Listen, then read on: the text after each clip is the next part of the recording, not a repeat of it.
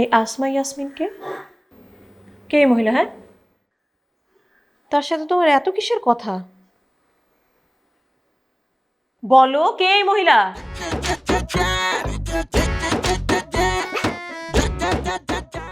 বলতেছো না কেন?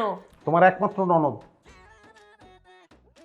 আমার আদরের ছোট বোন, স্বামী সন্তান সহ সিলেটের আম্বরখানায় থাকে। হ্যাঁ তাই তো, সরি, মাই মিস্টেক।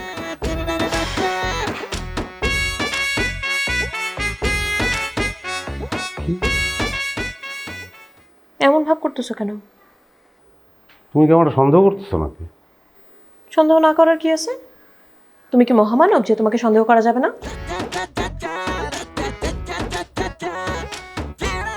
তুমি ফোন থেকে সব ডিলিট করো, তাই না? কারোর সাথে কোনো কনভারসেশনে কোনো ট্রেস নেই, কোনো মেয়ে মানুষের সাথে কোনো কনভারসেশনে কোনো ট্রেস নেই। মিথ্যা বলো না, ওর সাথে মিথ্যা বলা শিখছো। কোনো মেয়ের সঙ্গে কোনো কনভারসেশন তুমি পাইলা না, তারপরেও তোমার সন্দেহটা কমে না? না, আমি মিথ্যে কথা বলতেছি? ফোন দাও। হাই, ফোন নিবা না, ফোন দাও। আজকে থেকে ফোন আমার কাছে থাকবে, দাও। শোন, এত যদি সন্দেহ আমার হয়, আমার ফেসবুক যা আছে সব পাসওয়ার্ড তোমার দিয়ে দেবো, লাগলে প্রাইভেট গোয়েন্দা আমার পিছনে লাগাও, তো অযথা এই ধরনের ঝামেলা করবা না।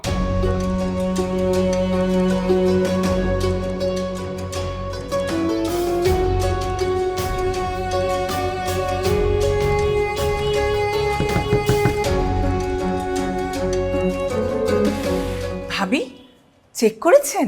হ্যাঁ ভাবি, চেক করছি তো, কিন্তু কিছুই তো পেলাম না। কিছুই পান নাই?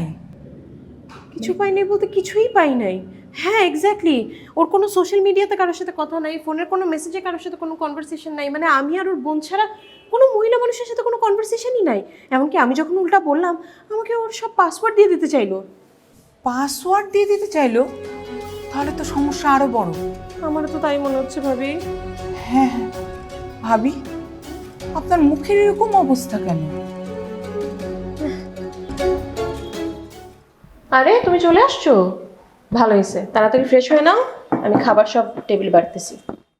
আমি খাইতে পারবো না, বাইরে থেকে খেয়ে আসছি আমি। বাইরে থেকে খেয়ে আসছো মানে? বাইরে কোথা থেকে খেয়ে আসছো? কোনো মেয়ে আমাকে খাওয়ায় নাই, ইকবালের বাসায় খাইছি। এই তো, চোরের মন পুলিশ পুলিশ। এই তো জিজ্ঞেস করার আগে সুন্দর সুসুর করে সত্যিটা বলে দিলে। এখন বাকিটাও বলে দাও, কোন মেয়ে খাওয়াইছে? কি আবল তাবল কথা তুমি বলতেছো? সত্যি ইকবালের বাসায় খাইছি আমি। ইকবাল ভাইয়ের বাসায় খাইছো? তোমার না ইকবাল ভাইয়ের সাথে ঝগড়া? তো ঝগড়া মিটে গেছে। ঝগড়া মিটে গেছে? তুমি ঝগড়া মিটায় ফেলছো? তুমি একটা মানুষ, আমাকে বলতেছো রাতে 10টার সময় তুমি ইকবাল ভাইয়ের বাসা থেকে খেয়ে আসছো, আর সেটা আমার বিশ্বাস করতে হবে? আচ্ছা তুমি কি মনে করো আমি কিছু বুঝি না? তুমি যে মিথ্যা বলতো সেটা আমি খুব ভালো করেই বুঝতে পারতেছি। শোনো, সন্দেহ রোগটা ক্যান্সারের চেয়েও ভয়ঙ্কর, তোমার সেই রোগে পাইছে।